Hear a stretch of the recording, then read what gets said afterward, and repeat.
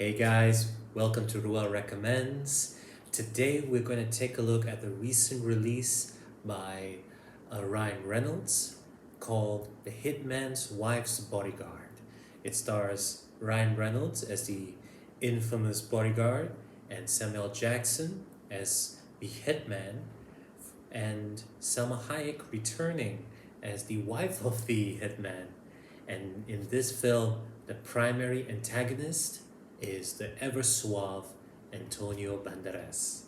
Now, this film is a sequel to the earlier released film, The Hitman's Bodyguard.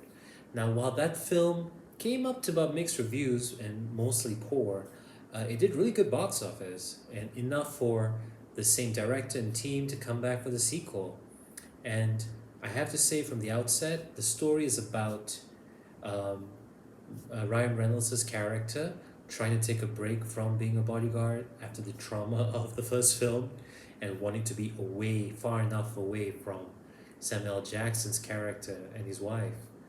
But he is thrust into their circle when two things happen. One, the mafia of some sort has kidnapped Samuel Jackson and his wife, mistakenly thinking that her husband wanted her to get Ryan Reynolds' bodyguard, when that was not really the case.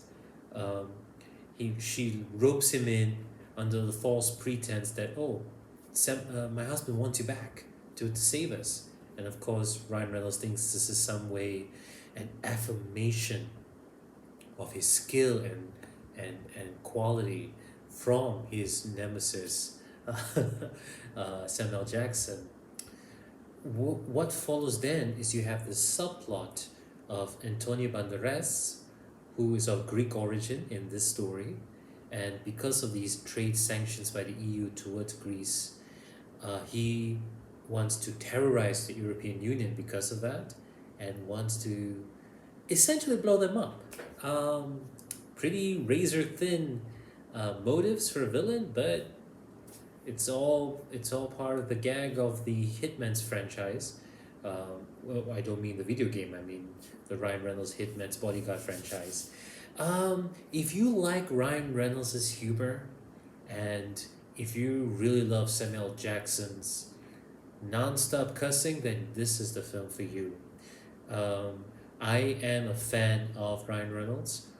It's not so much of Samuel Jackson. Sometimes I think he acts over the top in his movies, and I think the gimmick of him saying "Mother F" is overplayed. But with this story, I had just enough fun. The humor is still there for me, and I did enjoy the one-liners. And it was great seeing Antonio Banderas and Morgan Freeman in this film. I had fun with it, though. If I remove my own biases, on paper, the film's plot is razor thin, action is ludicrous. Ryan Reynolds is essentially immortal, as he is just being tossed, shot, thrown, kicked, punched, but somehow comes up alive. And Samuel Jackson and Salma Hayek give a great performances. I have to say, it's great to see Salma Hayek back. And she was in the first film, but not much of a role. Here, she's really front and center, and it's based on her relationship with Ryan Reynolds that gives the show its heart and dysfunctional family trope.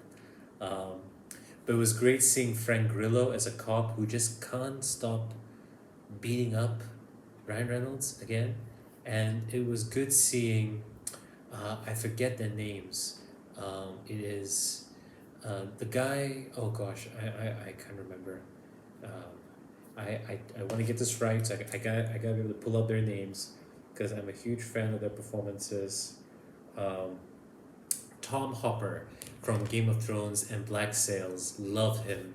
It was great seeing him play the oh so uber talented bodyguard opposite Ryan Reynolds. It was great to see him there, and in a small role, it was for those who may have seen the Da Vinci Code. Sorry, not Da Vinci Code. Da Vinci's Demons. It's a series that ran for a short while, and it starred Blake Ritson in the role as the antagonist in that show, and he does a great job. He's a formidable talent. He only had one scene in this film, but as a fan, it was just great to see him on the screen. So I was sentimental seeing this class of actors get to have fun and just go crazy. But it was a fun little film. Um, I was torn between giving it a 5.5 and a 6. 5.5 just because of the plot, and it's really ridiculous and predictable, but we had fun. I want to give it a 6 just because I had fun with it, but on the merits, it's a 5.5.